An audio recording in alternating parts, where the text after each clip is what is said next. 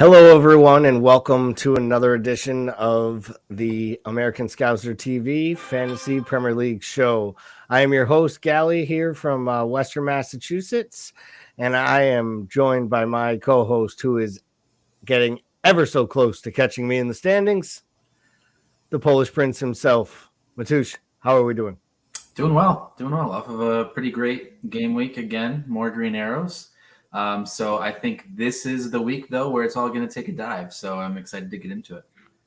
Interesting. This is the week it's going to take a dive. So Yeah, I'll feel you are good. actually calling for the red arrow, the dreaded red arrow, for the first time in a long time. I mean, I took a look at your you have done a really nice job, slow and steady climb. We talked before the year started that you've never really played the game with like a discerned mindset of like competing overall before this year, which I thought was really cool. And you're definitely applying all the great knowledge that I'm sharing with you, Yes, only for which you to utilize and me to do the opposite. exactly. We should mention that we are coming to you live tonight. Little bonus coverage as we had a late jump to the match week, and we wanted to wait until the European fixtures had been played. That and the guys, our normal Thursday night podcast, couldn't do the show. So we thought, why don't we go live an hour later here? So if you have any comments, questions, we'd love to see you share them in the chat. But for now, we will start as we usually do with an invitation to get involved. Still time to get in on the said American Scouser Cup. It has been a lot of fun. It is starting to have some banter. And before we know it, we may very well find ourselves rooting on a potential champ. Our very own Pep, which is William Peppard, is currently sitting in 5,906th position. To put that in perspective, that is 1/2 of a 100,000th of a percent. That is a good tile to be in. Absolutely. And I think that it is really, really impressive. I scrolled quickly through the season-long ticker for him. Has only used his first half wild card, has not used any of his other chips, and looks like he is in a really, really good position, honestly, to go into these last two match weeks. So kudos to William. I will throw this out there. Looks like he is a member of the official Liverpool Supporters Club of Delaware. I know we have some of those listeners on our podcast and follow some of these shows. If anyone can get the message to William, he is more than welcome to come on the show. We would love to have him talk to our audience because clearly he could teach the two of us a thing or two about consistency in the fantasy game so far. But soon enough, hopefully one or both of our names will be in this top 10. But we did have a shift in the force and in the standings. In our American Scouser Contributor League that we always talk about, our head-to-head league, which throws out how well you're doing for the season and only matches you up for that week. Our very own Monday night, my co-host and guest host on the Monday podcast, Paul Bickler, took down the Invincible. So a tough week for the FC, wouldn't you say? It made even worse by the fact that the morning of he goes, "Oh shit, didn't change my team." I'm thinking to myself, "Great, everything's fine." He didn't change his team. I mean, he had good players, so it's not like he didn't have good players. So I can see why I lost, but I just thought I had a really good chance of continuing the streak because I know I play VJ next week. So I thought I was going to go into the World Cup absolutely undefeated. But it's okay. I can have a loss on the season, and the league can still be won. Yeah, I mean, you are still in a commanding position, sitting atop the table, clear by Jamie by 7 points. Tough loss for Kelly this week, lost by 1 in a nail biter to Scott Fishkin there.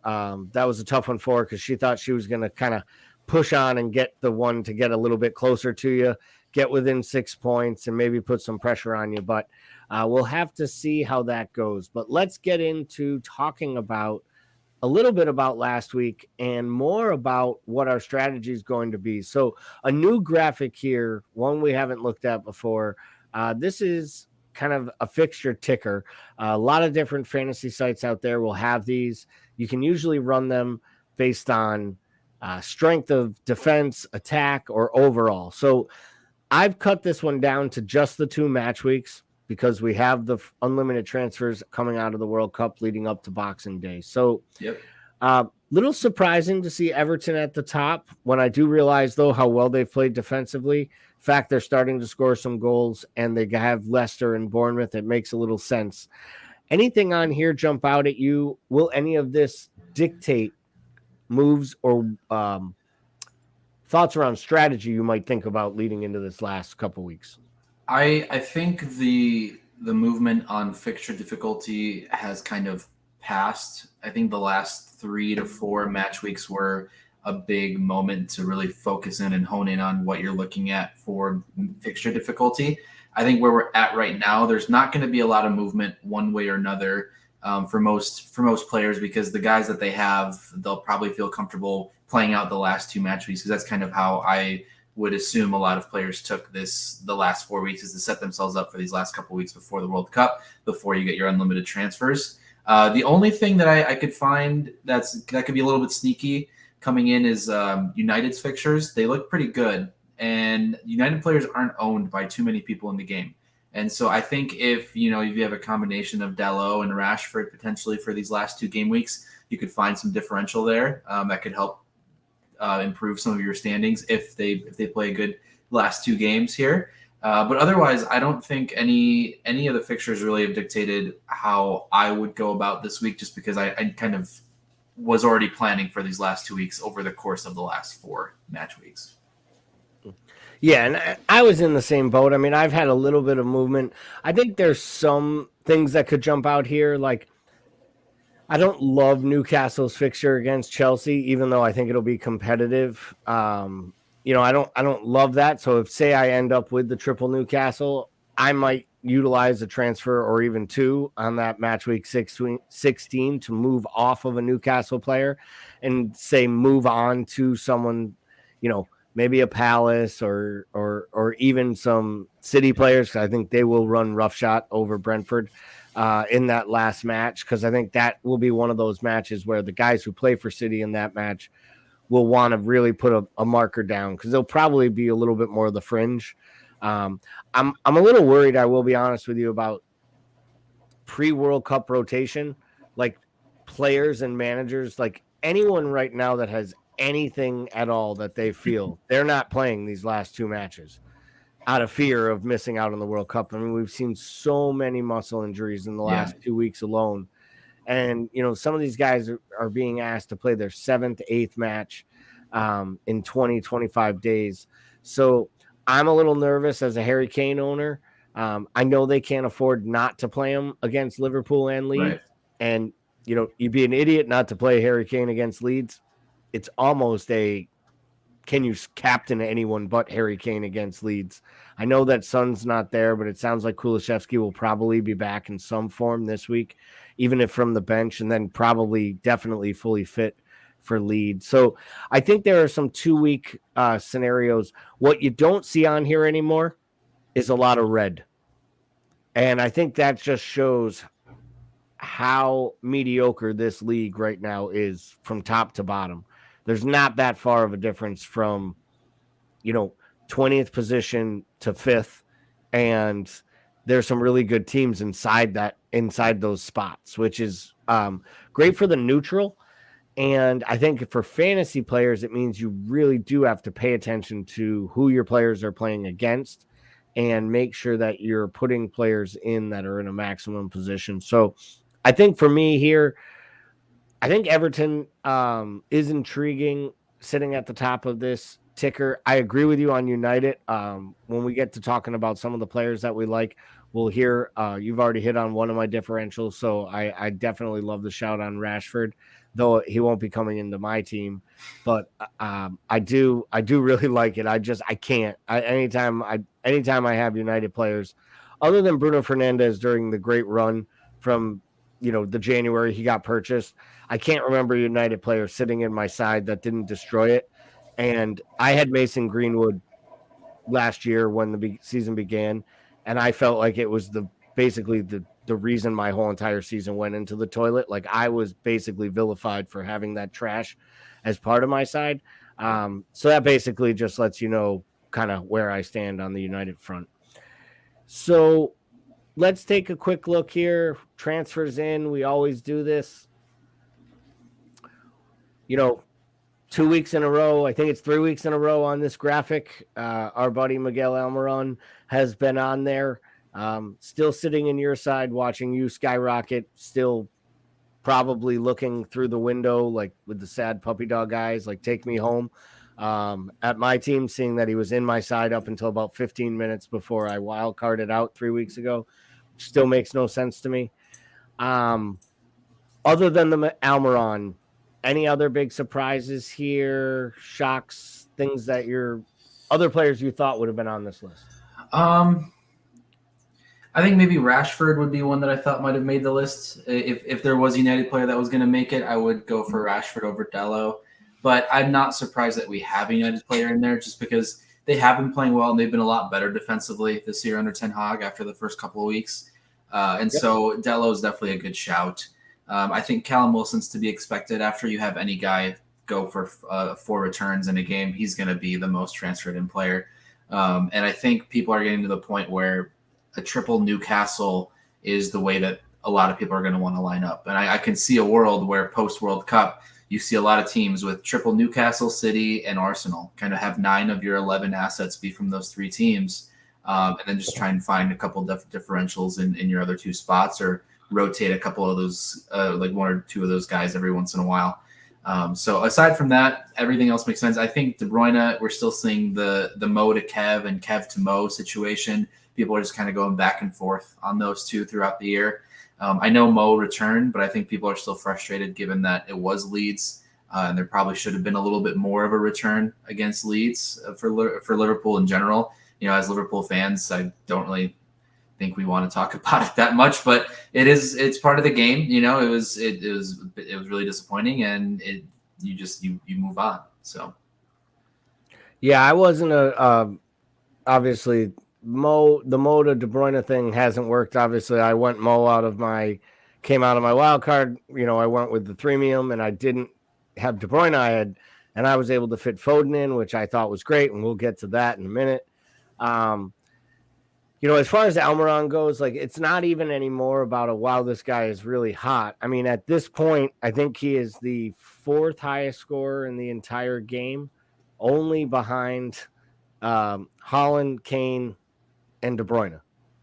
And then it's Foden, or then it's Almiron, and then it's like Cancelo or whatever defender is top of the defensive chain. So it's a pretty amazing statistic. It's a renaissance. I mean, he deserves all the credit in the world. I know we've talked about him as the player and how he has so much energy, and you can just see how much the players love him. His coach loves him. The supporters love him. So he's probably just a great guy, in the dressing room, on the pitch, on the practice field. But, the question was he big enough and was he good enough for the Premier League? And I think now he's probably proven maybe I wasn't big enough, but I'm getting strong enough.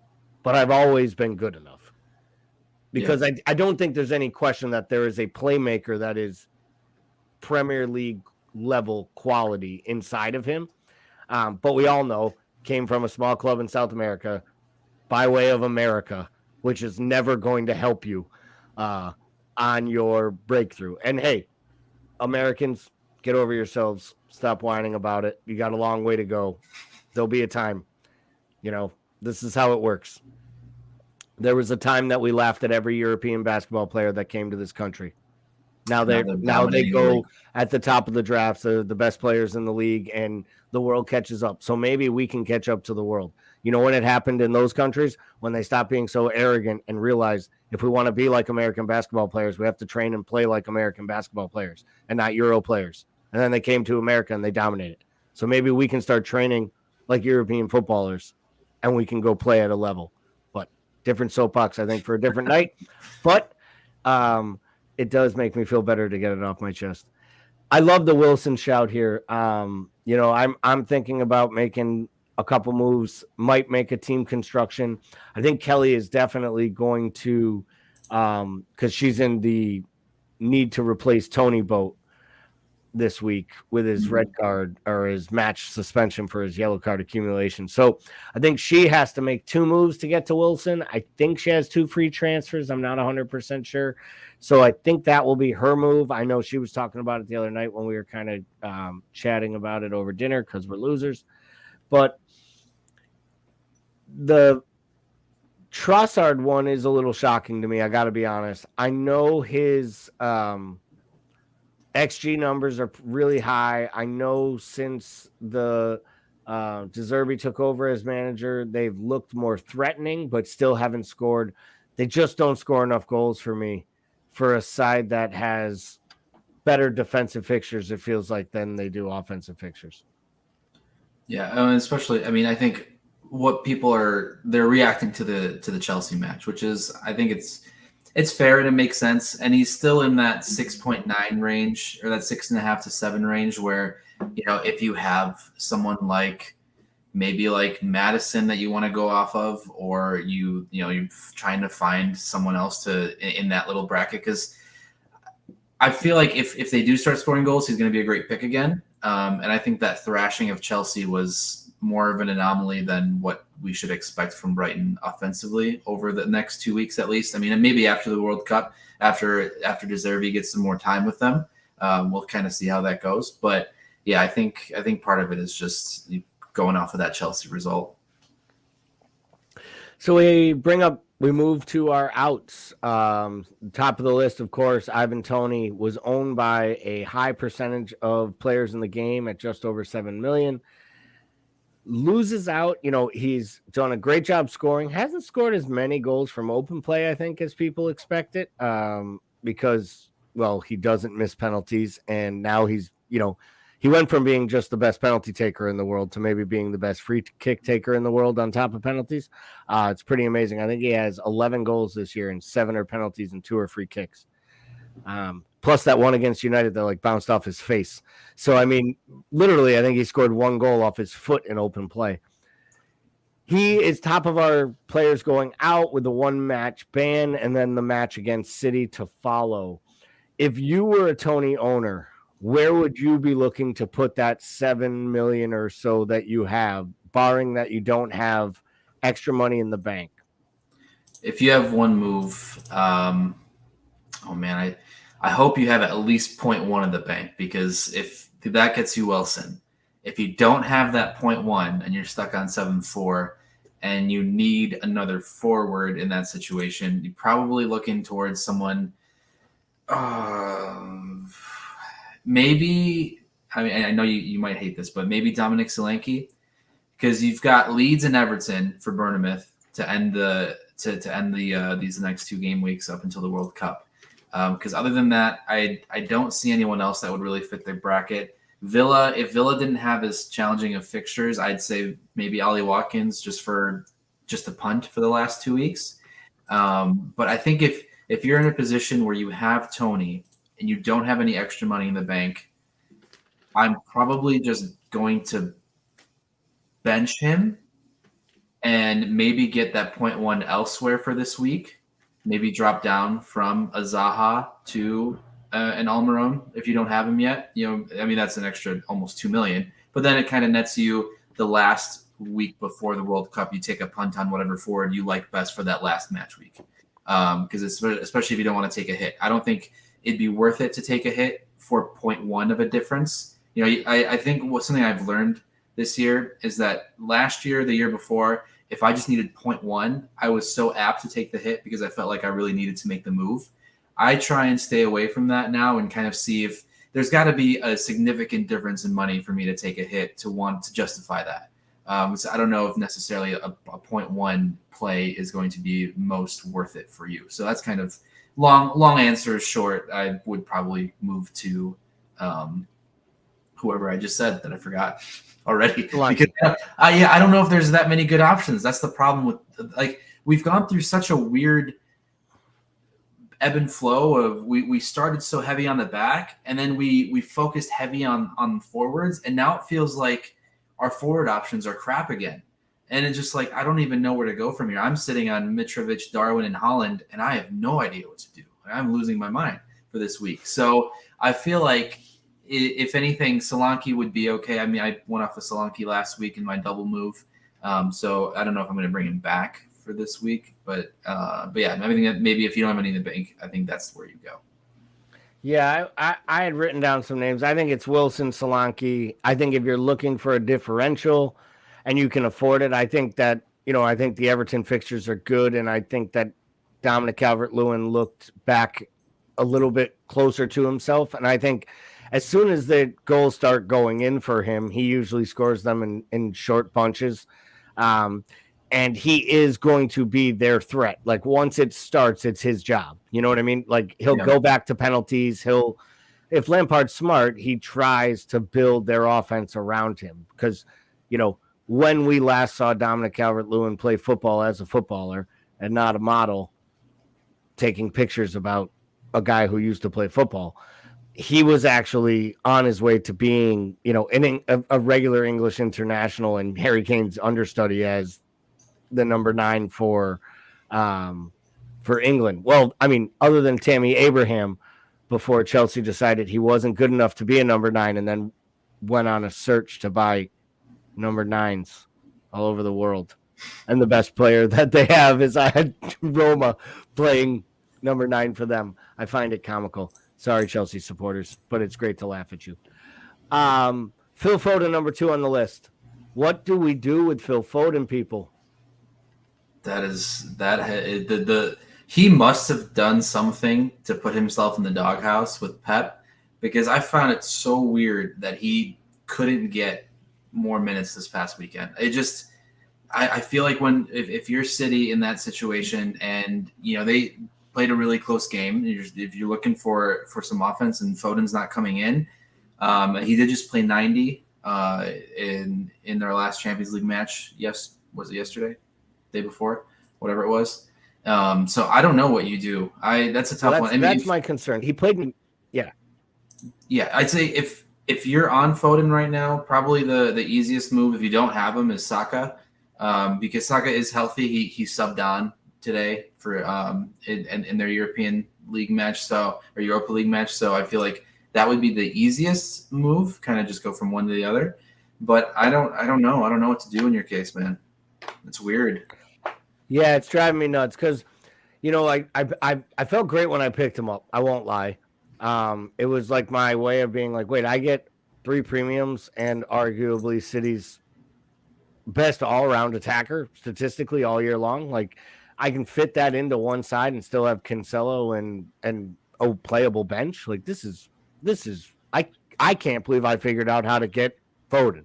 Because I kept saying, it'll be Saka, but then if it's Saka, I have to either switch off of Ramsdale, Saliba, or obviously Martinelli. Martinelli's going nowhere because I'm not losing $500,000.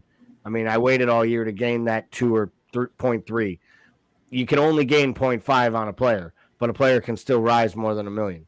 So I want to buy him back after the World Cup, which I think Martinelli is I think he's an every week starter, let alone a must have at this point on your roster. So for me, that's my problem too. I can't just make one move and go Foden to Saka because I'm already 3 Arsenal dependent.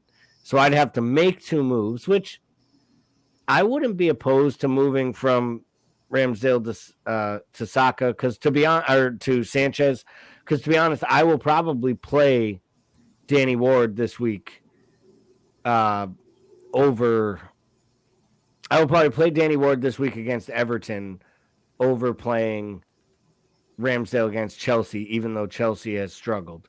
Because I could see Arsenal trying to go to put a marker down at Stamford Bridge and maybe getting kind of smacked around a little bit, even on the counter, the way they were at United. Because I think they played open against United and it looked like they might run all over them. And then United was able to kind of put their stamp on the game, score the goals, and take the win. And I could see Chelsea maybe doing the same, or maybe even having like a 2-2 draw So I'm not loving the idea of starting the Arsenal defenders. So maybe that is the move for me. Are you sitting on one transfer right now? Because you made two last week. Yeah, I did a double move. I brought out Solanke and shoot, why am I blanking? Wow, I had this on. Oh, sorry. Yeah, Solanke and Madison, and I moved to Darwin and Almiron. So I netted 10 points off of those two, which was good. A little disappointed in Darwin's, not returning against Leeds. So, and that's kind of where I'm at right now. Is I'm sitting on one transfer, and I'm not feeling too great about this week. Just I don't like the fixtures. I don't like. I know Holland was pictured back in training today, which I guess is a good sign, but I don't know if Pep is going to take the chances of playing him against Fulham. Well, they don't necessarily need to play him against Fulham. They don't necessarily need to play him next week either against Brentford. So it's one of those things where that's a big question mark in the side, and I'm thinking, do I move off of him for these last 2 weeks and then get him back during the World Cup, or it's just going to pay a premium, almost exactly. $500,000 to bring him back. Yeah, and that's something I don't want to do. Roster value is pretty important. I think he's actually going to play. We're still here on Thursday, so we'll see if I stick with it. But at this point, he's still going to be in my starting lineup with the armband on him, because I feel like if he plays, if he starts, the only way he plays is because he starts. I don't think that Pep puts him on the bench and throws him on for a 15-minute cameo. To your point, why would you risk him? If he's not good enough to go from the beginning, then you don't bring him at all. Sure. So I think, therefore, it's like last week. You start with him as your captain, making sure your vice captain is clearly on the second best player that you have. Who that player is, for you or for me, obviously, it could be Mo. I think Spurs are going to be more open. I do think, I don't think that they're going to be able to sit back and try to hit us the way that they did. If they do, the game could be ugly, and, we could be in for one of those nils, or we could be in for one of those 3-3 draws. And, I do think that if Mo's going to get at anybody, he's probably, I've been very clear. I think Lloris has a mistake in him at all points, and he almost shows it every point. And Emerson Royale, Ryan Sessegnon, none of these people scare me head-to-head with Mo. So I kind of like your setup of Mo and Darwin in this match. Are you planning to make a transfer? Is there any world that lets you roll that transfer over to game week 16? There is a world, but I feel like I want to make a move. I want to bring in Cresswell, because I think we're going to go over a player in each position that we're looking out for that we like over these next 2 weeks. And I really like just bring them up and we'll just go through them. We've already kind of hit on some strikers in our Tony talk. So yeah. And I feel like Cresswell is one of my defensive differentials. He's owned by, I think, 1.7% of players in the game.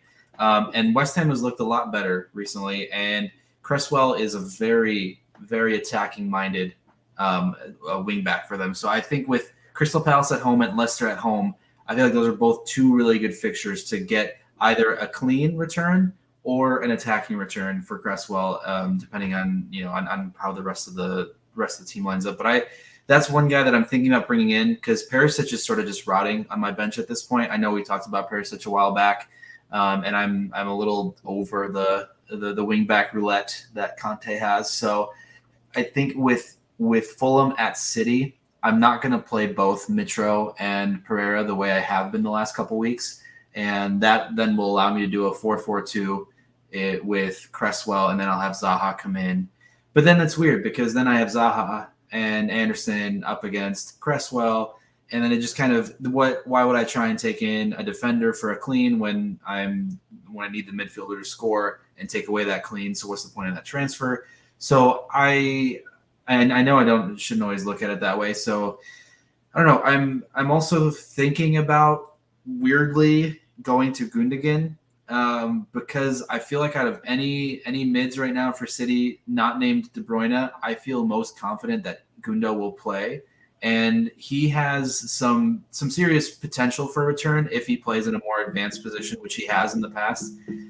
So I think if I might take a hit and go for a Zaha down to Gundo, and then Perisic down to Cresswell, and then hope to hit a clean from West Ham, and then maybe a return from Gundo and make it all worth it. So that's kind of where I'm at, because I also don't feel too confident about Darwin and Mitro going up against Spurs and Fulham. Or Spurs and City. I know Darwin will have chances because he's a chaos machine and he creates chances like no other. But if he's going to finish on those chances, it's hard to see. Yeah, I understand the Mitrovic concern. I mean, I might make one move if I were you and bury Mitrovic on the bench this week, actually. And I know it sounds like kind of blasphemous, and maybe he's your first bench guy. So if Haaland doesn't play, then he's the guy coming in. I know last week I felt great. Like I wasn't worried at all. I knew Haaland probably wasn't going to play, but I wasn't going to chance it, get pepped by everybody and have him roll out there and score 30 and be somebody else's captain. And I'm like, sitting there with him, sitting on the bench with 30 points. So I started him, kept the armband on him, but I had Anderson sitting right there in my first sub, and I felt really good about it because I knew that Crystal Palace had a great chance at a clean sheet. He pulled the clean sheet, so it was a decent move. And then I had Mo as my vice captain, which worked out. Though I kind of wish I'd gone with my gut because I wanted to go with either Trippier or Saliba from a defensive standpoint. I also had Cancelo. I liked them all. Trippier ended up being the soup du jour, but it was only a few points. Still very happy that I went the way that I did. The reason I asked that question is I have 2 free transfers this week, and I am stuck right now between kind of a rock and a hard place with my side, which is now up on the screen. Yeah. On whether or not I make one move this week and then save 2 for next, because I actually like the fixtures better. I like attacking the fixtures better in match 16. I like having another whole week of knowledge, injuries, players, maybe players that are, actually focusing on players that will be going to World Cups, not going to World Cups, that kind of thing. So I really believe there's a strong advantage to having the double move available to you in match week 16 and it not costing you any points. Yeah. But then I look at this side and I think to myself, if I want to take out Foden, I ultimately either have to make the double move and move an Arsenal player. And again, it would have to be the keeper, because even if I don't play Saliba against Chelsea, right? He's a stud defender in this league. And again, I've had him since day one, so I've made a little bit of money, and his price is way higher than what I have him booked at. Yeah. So I'm going to have to rebuy him after the World Cup. So I want him and Martinelli in my side going into the World Cup, because I want them in my post-World Cup unlimited transfer side. So it kind of draws me back down to, do I make a single move and save that extra transfer? Do I roll the dice and hope that Foden plays? I mean, he played 90 minutes midweek last week in the Champions League, and Pep said that he wasn't critical of his mistakes because he was so tired after 90 minutes that he didn't think that the player could like he wasn't himself. Sure. Then he gives him 13 minutes in the league and rewards him with 90 minutes in a dead rubber, which makes me wonder if this isn't Pep. And we talk about, as Liverpool supporters, we talk sometimes, we compare Jurgen and Pep. And sometimes we talk about if Pep has one massive, massive advantage, it's how he actually rotates and handles the actual minutes and play of his squad. This might be Pep actually rolling out players who aren't about to go play 90 minutes in the sun for the next 5 weeks in Qatar. Because it's almost like he's protecting Foden, knowing that Southgate is going to probably ride Foden a lot there. And it's, I think I might have just convinced myself that I have no choice but to transfer out Foden.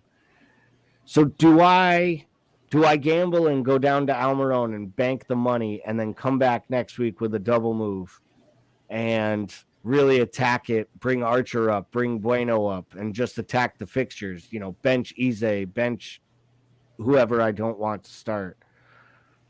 Or do I make my double move this week using the Foden money, whether I go to Almiron, go to another player? Like, what would your recommendation be if you weren't, of course, trying to compete with me and not have me do better? Yeah.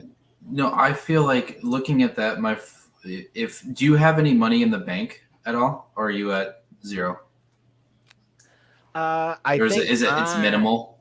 It's minimal if it's anything. It might be 0.1 or 0.2. Okay.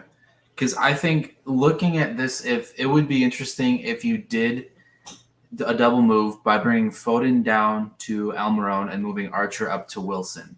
I know it's kind of Newcastle heavy, but seeing as how they've been playing, and it gives you that Almiron and Wilson 1-2 potentially to beef up that forward line, and then you could sit Pereira, and then bring in Anderson potentially. I think if you do, if you drop Foden down, I feel like you should use the money this week on a double move and not save it for next week. I think if you do it this week and then give yourself let this week play out and then give yourself that one transfer next week to kind of fix whatever you didn't like from this week, I think that's the way to go, because I don't know if you want to sit on potentially $4 million, because that's what you're going to get going from Foden to Almiron. That's a lot of money to sit on for a week, just to have a double move for the next week. But at the same time, we're not sure how things are going to play out this weekend. Some players might get hurt, but that's the chance every week. So I mean, if you played like that every week, no one would ever make any transfers. So I think that's kind of a moot point. I don't hate the idea of going down from Foden and up from Archer. Whether it be, maybe it doesn't need to be Wilson. Maybe you do like an Archer to Solanke, and then you keep that extra 2.5-3 million almost, and then use that for your last week to go into attack whichever position you want to add 3 million in. Which, I mean, it could be popping Eze up. It could be, I don't know. I guess at that point, you pretty much that would be your one option.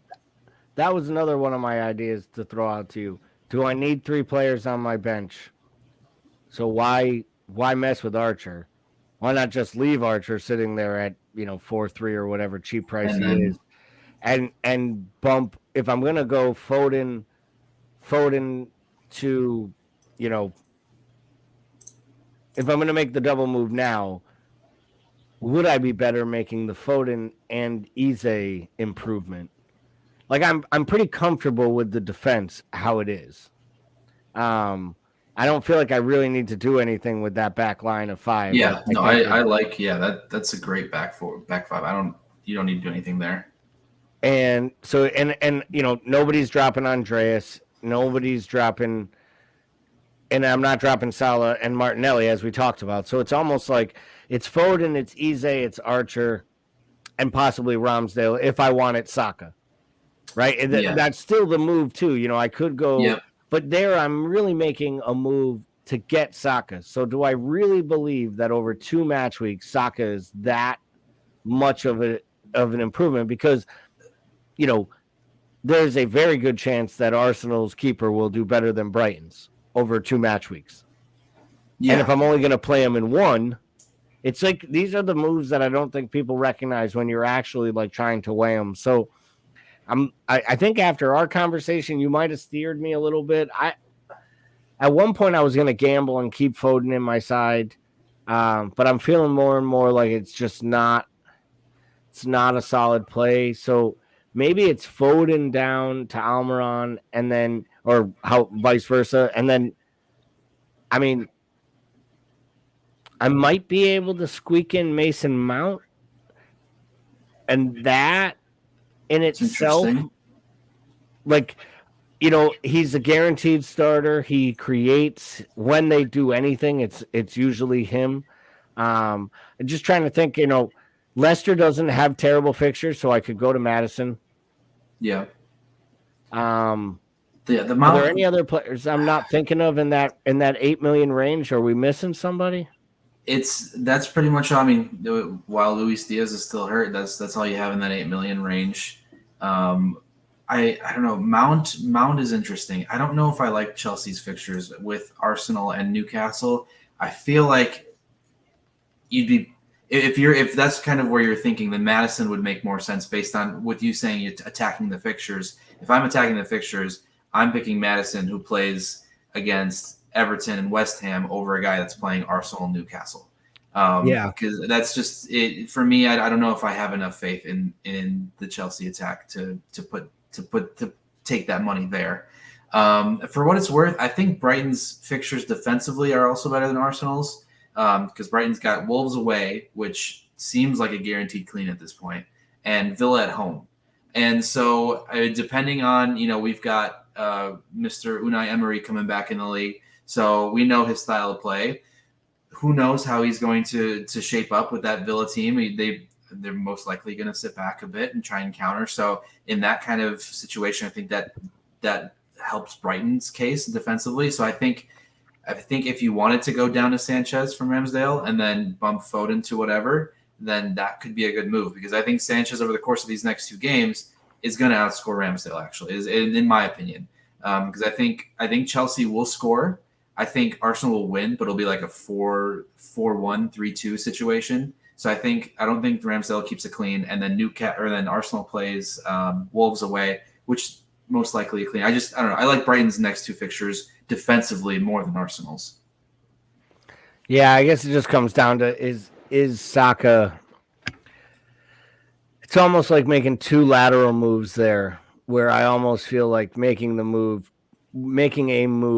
and shifting some money around. It's almost picking up, two medium to really good midfielders. And I know I could go Zaha instead of Eze. Zaha. I've told you before. It's like Mitrovic. He's like kryptonite. So and it's just hard to root for him on top of it.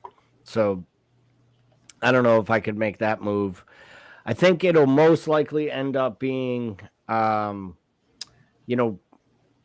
again, I guess I could go against my own grain and I could bring in Rashford. I could bring in Rashford for Eze and probably still fit in Almiron under either of them. Or, go Rashford and then take that 3 million or so that I save on the double move, the following week. Yeah. And then add that to a player, whichever one that I want it to try to go all the way up, maybe even try to find a way to get to a KDB, with a hit that week. I don't know. There's some real gambles here, but that's another thing that I was just looking at it now too. I was going to ask how you feel about Mo, because you could go down from Mo, and then from Mo to KDB, and then move Foden to whoever else you want to, and I think you still get that City midfield, and you at least get that chance for those points, and then you could. You save a little bit of money from going from Mo to KDB, and then you could use that to take Foden to whoever you feel best in that slot. Then, so whether it is going down to Miggy, but then again, you're sitting on 3.5 million potentially again. So maybe, yeah, that's tough. That's tough. Yeah, the Mo move does make a lot of sense, to be honest. I didn't really think of it. I did think about it. I didn't really think of it because I'll be honest. I want to be on the Mo train when it rolls through the station, because I know it's going to roll through the station. We've been saying that for the last 13 weeks. I know. But all things considered, he's still I was top just going to say scorer. Like he's still right. Like he's still returning.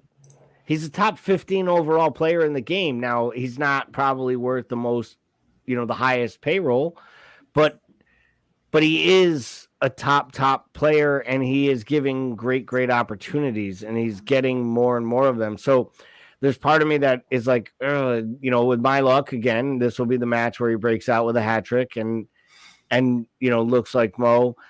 I do think that there is a good chance for De Bruyne to have a big day against Fulham, whether Haaland plays or not. So therefore, he's probably the best vice captain option that there is.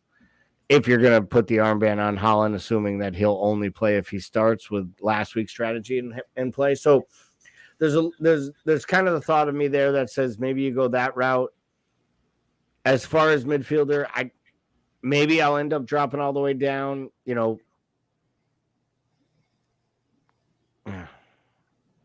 Is there a specific fixture that you're targeting for the last match week? I guess that's the ultimate question is, if there is a specific fixture that you're looking at for next week, then saving that double move would make sense then, because it's giving you the best opportunity to exploit that. But if there isn't really one specifically for next week, I think you try and take those 2 moves this week to whatever you think is the best for this week. If I were saying I was absolutely targeting a fixture, I think it would probably be West Ham Leicester. Would probably be the one that I feel is maybe the most, just the strongest. And for that, keeping a room of a little extra money, maybe a move, being able to get up to Cresswell from someone, get from Anderson to Cresswell might be worthwhile.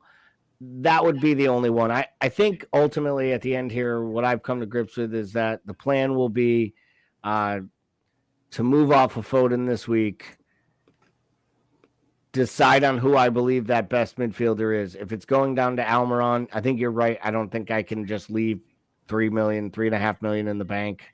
I think at that, or $2.5 million, whatever it is, I think at that point I have to either bump up Eze or bump up Archer.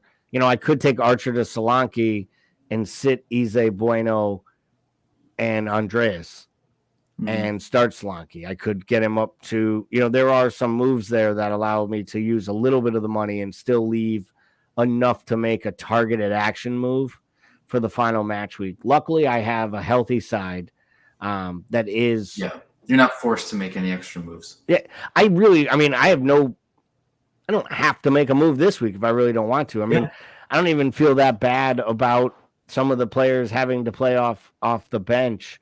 And I'm telling you, but when you come out of the wild card, just find this Bueno guy at 3.9 starting in the Premier League for a team that likes to keep clean sheets, because that is about as easy of a bench fodder as you can find.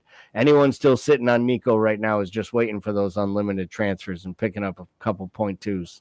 That's me. How do you feel about Bowen before we end this? Because I know it's been a rocky year for Bowen, but he's right in that. I think that's the last player I was trying to think of in that bracket of the 8 million bracket is Bowen, because he's sitting at 8-1 right now. I like Bowen a lot. I think that Bowen is a really good option here, and that was another one that I thought of to come off of Foden even. Go Foden to Bowen and hope that he kind of catches fire in these last couple matches. He's looked good of late. I also one of the names I wrote down, I think that, I think Scamacca is still a very, very, you just see the actual raw amount. You talk about Darwin. I feel like it's a good comparison. He is a very similar player. He's trying to find his way. He's trying to find his way with his teammates. You can tell he is often in the wrong position and the wrong place at the right moments, or the right moment in the wrong places, right? It's always just a second off. But I think you can see that there is a Premier League goal scorer in there. And again, will we be on that train? Or will Almiron already be looking back like the conductor, waving back to you, and you're like on the side, like on the horse, trying to catch up like it's an old Western?